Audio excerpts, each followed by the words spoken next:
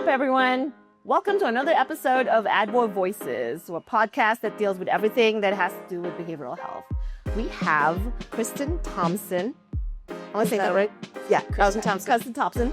And she is our regional director for ADWO. Welcome. Thank you for gracing us with your presence. Absolutely.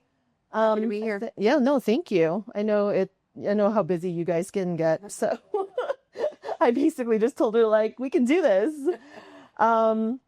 So let's jump right into it, if you don't mind. Can you tell us a bit about your journey, how you ended up in this field and eventually became a regional director? I actually didn't start my career in behavioral health. I started my career in education, and it was completely by accident. It was not at all planned. And I stayed in education, specifically special education was my focus for many, many years, the last 10 years here in Colorado. And it was just time to expand my horizons and continue to work with the community and with families and with students and children, and just continue to grow myself while supporting the community. Wow. Is special education a big thing in Colorado? Because I feel like most of the districts does a great job. They have a department specifically for it. Yeah, they do. All districts have a department for special education. Okay. And That's probably my naivete, so I'm sorry. I'm sorry if every state is like that. It's pretty well integrated into the school system, so they get the same education, they get the same standards that all the other students get. So it's gotcha. Yeah. I'm going to be the person that don't know anything about the education piece of it. So I'm not one of those parents that are like knows everything that's happening, which I probably should be. Well, my husband doesn't trust me to parent by myself. So I'm not in the... Oh, Rob. I know. But for those who don't know, can you tell us a little bit about your role and what that looks like day to day, and what kind of things kind of like you're juggling behind the scenes besides like... It's, every day is different. Lately, I've been doing a whole bunch of interviewing because we're trying to fill staff for that. I know. That's exciting. I know. And, we're interviewing for that intake position. And so I've been doing a lot of that. But let's do a quick shout out on that one. Hey, we need an intake person. If you want to do some intake work with us, email me. We need some good potential applicants. What is an intake person, if you don't mind? An intake person, you would be in charge of communicating with the families from the get-go, bringing them in, interviewing the youth, making sure that they were a good fit for the program, that they were qualified for the program, getting through all the paperwork and documentation to get the ball rolling and get them into our residential or after-school program. That sounds like a fun job. I know. Apply, everyone. And it's hybrid. So there's some office and it's work. hybrid. It's hybrid. Some so office, it's flexible. Very. See? That's more than enough reason for that one. Yeah. Besides obviously helping us out. As far as, so you're hiring a lot right now, but what exactly, I know you oversee all of the houses. So I oversee the staffing in the houses. I oversee training and making sure that all the policies are being followed, that we're in compliance with policies. I can't even imagine. There's a lot, huh? There's a ton. More than every day I feel like I'm learning something new. But there's culture response and making sure that staff is having everything that they need, that they feel supported, and that they have all the training that they need, and that we just work as a cohesive team. Wow. It's a lot, but I love it. That's a lot. What is something about ADWO's approach that you think really sets us apart from other providers in the behavioral health field and the youth care space? We talk a lot about trauma-informed care, but we don't just talk it, we live it. And we work with our clients to make sure that they're growing and developing the way that is best for them. And it's just a daily process for them to be supported and have that trauma-informed therapy piece playing into it. And I think that's the biggest thing I love about ADWO is that they focus on the whole person, not just the end result. Right. So. Oh, I love that. I can't do what you guys do. Hence, I'm in this side. But I just want to say I think what you guys deal with on an everyday basis. And I was telling Natasha this when we were doing our session was like, I'm going to be completely honest. And we're being completely honest. I I started in the education field and then switched over and obviously like pretty quickly to finance because I'm like, I feel like I lack the patience to do it. So I am in constant awe with not just the teachers, but obviously everybody, all the workers that we have in this field. I can't do what you guys do. So I am too, man. I go into the houses and I watch the way some of our staff interacts with the kids, and I'm blown away at the patience, at the commitment. Yeah. It's really impressive. It's so easy for us whenever there's, let's say, an issue or a problem to just step and us to talk about like, oh, wow, they should have done this or they should have done this, right? But then I have to step back sometimes and the other leaders to say like, yes, you have to exercise a lot of grace because I don't know what I would have done in a situation. I've probably, like, just to be completely honest, when you guys send us reports as far as what's transpired, yes, I could say, oh, you know what? I think this should have been handled this way, or I should have been handled this way. But you know what? I don't know if I would have handled it. I mean, I think all of us correctly at some point, we all learn from each other. Right. I can see it happening when staff interact with each other, that they're learning from each other and growing together. So you mentioned that we are hiring nonstop right now. Nonstop. Wink, wink. What do you look for in a strong, like, house team? And then what do you look for in a strong house lead? I think that this role requires a lot of humility and grace and patience and emotional intelligence, kind of more so than other fields probably.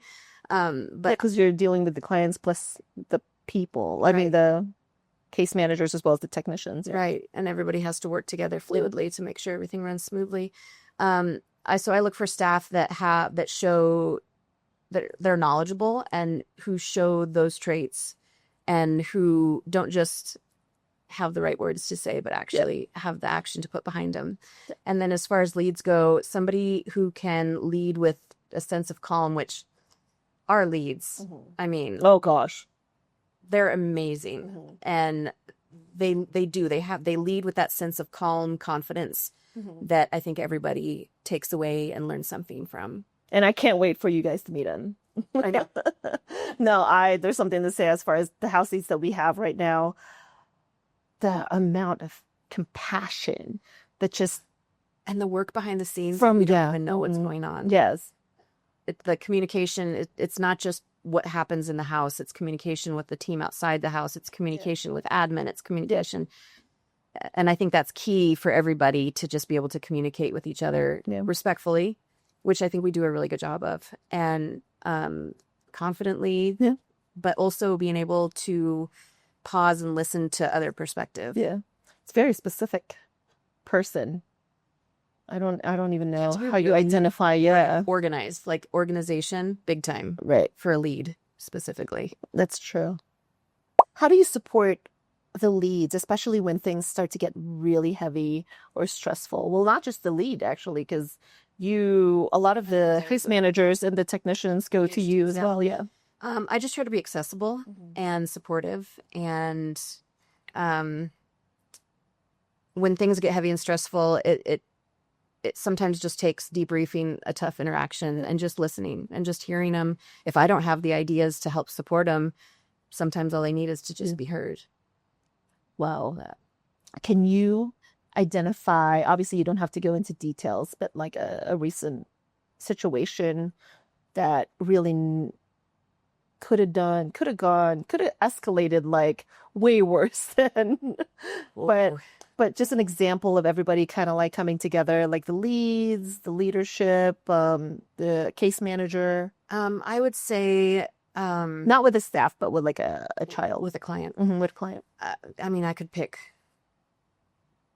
a handful of stories, but, there's different medical needs. There's different social emotional needs that can escalate really rapidly. Yeah. And just that communication between the BHT or the case manager because they're going to be the first person there. They're on the floor with the clients. So they're going to be the first point of contact. And just the way that they reach out for help without hesitation because they know they're going to be supported. Yeah. I think that creates an expectation of teamwork that just brings everything together. I think that's what I like about the staff that you've kind of formed, you and Kevin.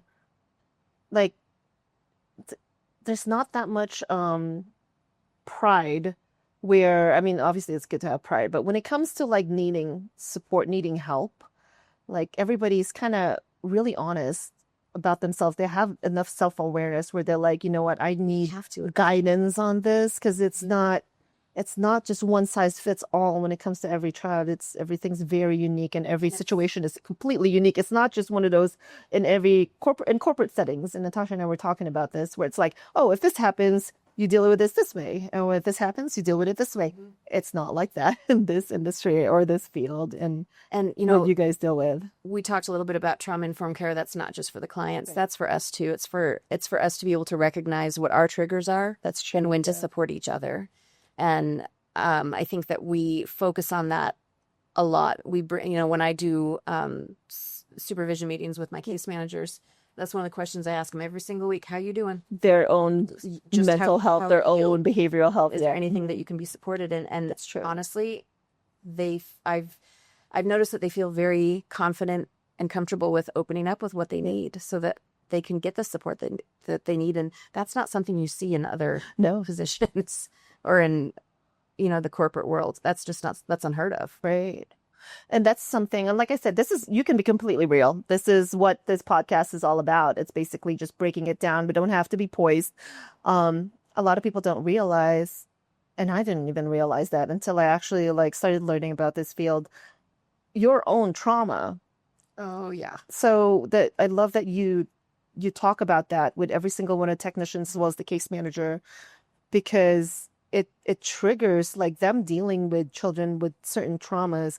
It triggers something in them. And I did not think about that until you did a training on that. Yeah. I did not think about that. It absolutely does. It affects how you respond to the client and how the client responds to you. So talk about the trainings available for both all of our staff, basically what you guys do. We've done trauma-informed training, trauma-informed care. We've done handle with care. We're looking at incorporating motivational interviewing. Mm-hmm. And that's not just for adults, that's talking to kids and getting them to actually open up. And the one I'm actually really interested in doing is, what's it called? Verbal judo. Verbal judo. Verbal judo. I wouldn't be doing the training because obviously I'm like, I want to take this training. I know. So one of our recently hired staff is actually a trainer for verbal judo. I think that's what it's called. What is verbal judo? I have no idea.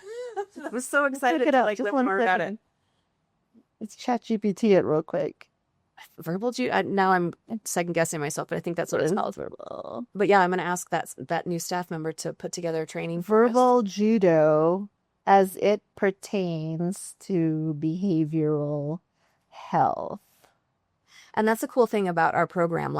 I'm not the only one doing the training. We've got Will, our CEO, doing trainings. Oh yeah. We've got staff who came in to help us over the summer, and she did a training on community circles, and then all these new staff coming in with these skills. I'm like, hey, you want to do a training? That's awesome. Because we learn from each other. Absolutely. No, we're forever students. Yep. That's what I always tell people, forever students. Yep. I will be the first thing to tell you that there is a lot of things I do not know. I always thought that in my age, I'm in my 40s, I would think I'll be a lot wiser. No, now I'm realizing wow, I'm actually even dumber. You hit your 40s? I don't know anything. I thought I knew everything in my 20s. I hit my 40s and I'm I don't know anything. Nah, that's true. Yeah, I need to learn. So ChatGPT says verbal judo in behavioral health refers to communication technique that uses calm, respectful, and strategic language to diffuse conflicts or de-escalate tense situations and encourage cooperation. So it's using words as a tool to redirect anger, which is so vital. I know there's this adage that people say, oh, words won't hurt me. That is not the case when it comes to these type of children in this industry. They are so sensitive. Yes. So easily triggered by just one word. Right. And a lot of people don't realize that. Yeah. So yes, no, that whole adage does not apply when it comes to working with children with IDD. No. And it doesn't apply to people who without IDD. Yes. I mean, we might be able to control it better. We might be able to maintain composure better. Right. But there's still words that might trigger us, or an action or a behavior but we just have the skills to move on and, to deal with it. But these kiddos, we have to teach them that. That's part of our job. That is so true. I know what my triggers are, but we're not going to go into that right now. I would need Dr. P for that. What kind of transformation have you seen in the youth that we serve right now? Or just talk about like what things that are going well that you've seen in certain clients. I've been able to witness when I stepped into this role, and actually I didn't step into regional director. I started as the education liaison case manager. And so I got to meet most of the clients right off the bat, but I have been able to see some clients come in from square one, from day one, and watching them, we call it the honeymoon phase, right? They come in and they're super confident and they're on their best behavior. And then the honeymoon phase ends and then we start seeing things come out. And reason why they're there. Yeah, exactly. I always think that. Yes.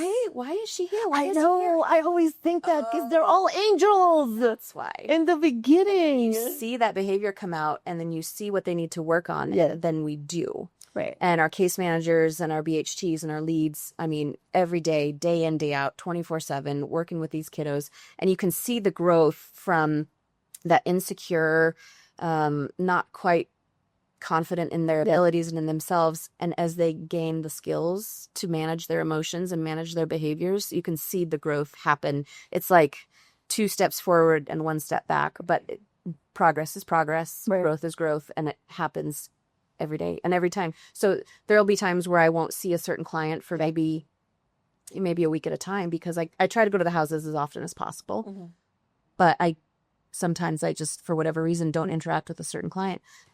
But in that span of a week, I can just see a shift. Wow. And just a week. In just a week. And Yes. it's little things. Yeah. It's little things, but it all adds up. Yeah, no, I know we celebrate a lot. It could be as simple as like somebody not waiting to be told to brush their teeth. Right. That is huge, Right. especially for that specific child. Not Absolutely. fighting, not video game time. Yes. Yeah. That's massive. And a lot of people don't, we take every win that we can get. What are some of the biggest challenges you think we're facing as a region now? So we can kind of put a spotlight on that. I think that the community could, maybe use a lot more understanding of what these youth need. Funding. Right. I think that if more people were to get involved in working with this population, there would be a lot more understanding. Yeah, that's true. Like I said, I'm one of those people.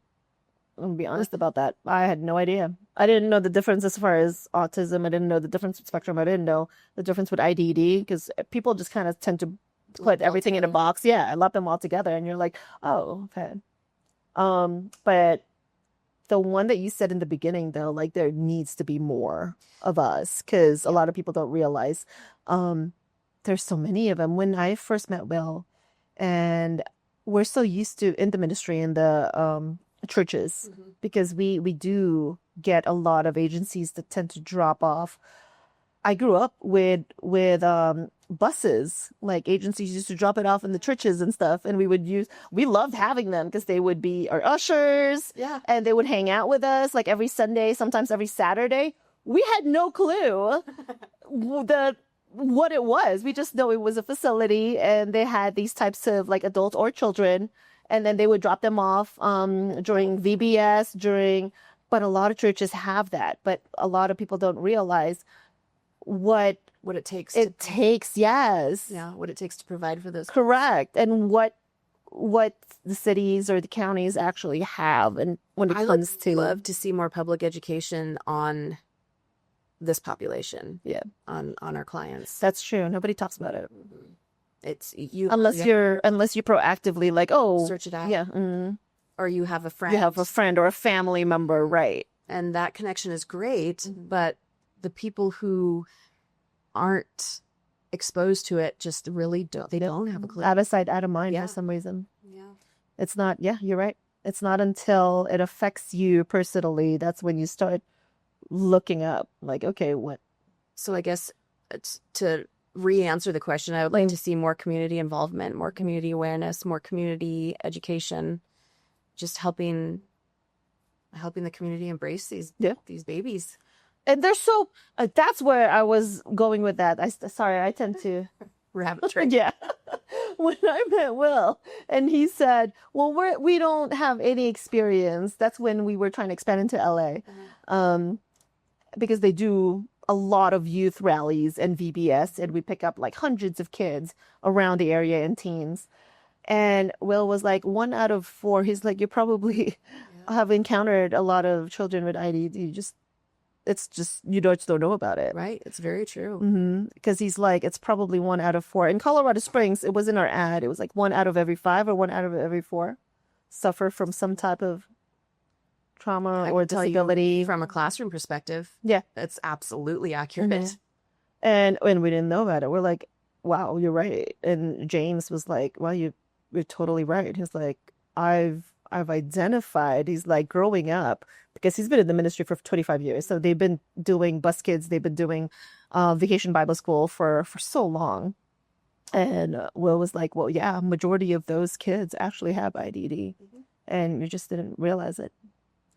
And it's, a lot of people talk about, well, back in my day, there was no autism and there was no, really? No, people just didn't highlight it. Exactly. Right. No, people didn't know how to do it. So they were, oh God, that breaks my heart. I know. Oh my gosh. Can you imagine?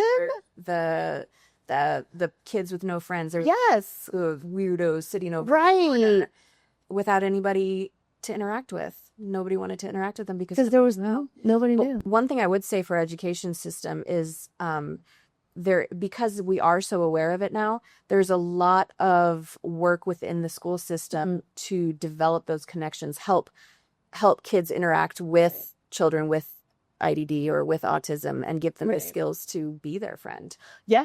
Kind of like with everything, right? We are making progress, big progress, but there still could be more stuff that can be done. Kristen, what keeps you personally grounded in this work? What keeps you? The clients.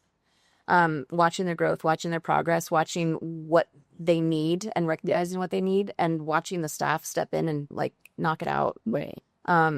Supporting them even on the hardest days. I know that we're doing something that matters and we're giving them the stability and the care that maybe they've never seen, maybe more than they've ever received, because a lot of parents with these kids don't have the training. Yeah. That's something else we could do. We could do parent trainings. We could do parent education. I would love to do something like that.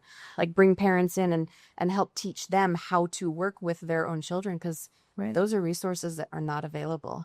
Because you guys do keep a close communication. There's a big communication throughout the whole entire time that the children are here. But you're right, to actually go a step further and then bring them in and then on a regular basis, not just somebody who's part of our program. It could just be that is genius, right? And be like open house training for parents with kids with autism, or kids if you feel stuck or you feel like you are lacking resources.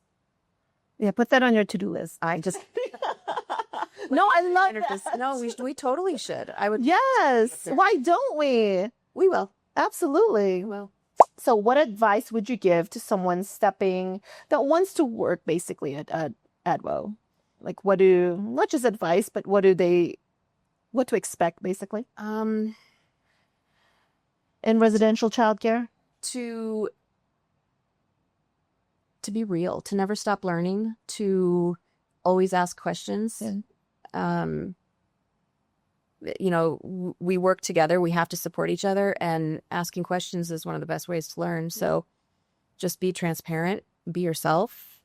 You have to there's a level of professionalism that you have to bring in. You have to connect to the clients and you have to connect to the families, but you always have to keep that boundary of professional versus friend. So you can't fake caring. You can't. So this is one thing, because especially with these children, they're actually very smart. Yeah. They know if you're if you're not invested, they will test you to your absolute limits.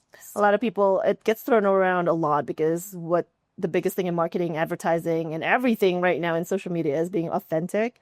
That's very important when it comes to this industry because, like I said, the kids will they can know. spot you one way. If not, they'll call you out too. Absolutely. And that's what's scary. I'm like, oh, wow, because they're very smart. A lot of people tend to just like, oh, for women have this misconception as far as like, oh, okay, IDD or children with developmental disability, but no, they're very intelligent. Yeah. And I think part of hiring staff, what I take into consideration is making sure that I'm hiring the right people, because not just for the clients, but people that will work together well with the team. And part of my interview questions is like, what values do you want to see in a workplace? Right. And the answers that I get are almost always the same across the board: integrity, communication, teamwork. Those are the top 3 answers, I would say, of all of the interviews that I've done. Yeah. Well, you are doing a great job. You and Kevin are doing a great job. Everyone, all the leads in the houses are doing a great job. So thank you so much. Like I said, I can talk as much as I want to when it comes to running the company, but basically the heart of the organization are the people that actually deal with the children. And we couldn't do without each other. And I can't do that. So thank you. Thank you so much for sticking around. That was fun. I'm glad. Yeah, no, that was super fun. That was amazing. I learned a lot. That's with every interaction, like with Natasha, with you. I feel like I'm the student here, which I am, as with everybody that's watching right now. That's why we created ADWO Voices. So thank you. Until the next time. Bye. Thank you so much for joining us. And once again, visit ADWOcares.com if you want to have more resources and learn more about our company. Also, if you want to be part of the team, go join us at ADWOcares.com/careers. And we could put the link down below as well. Also, if you want to give us a call at 855-566-0801. Check out our Facebook. Facebook.com/ADWO, also LinkedIn as well. And all those will be linked down below. Thank you so much. And I hope you have a wonderful day. And if you need any help, and if you ever need to reach out to someone, don't be afraid to reach out to our team here at ADWO. Thank you and have a great day.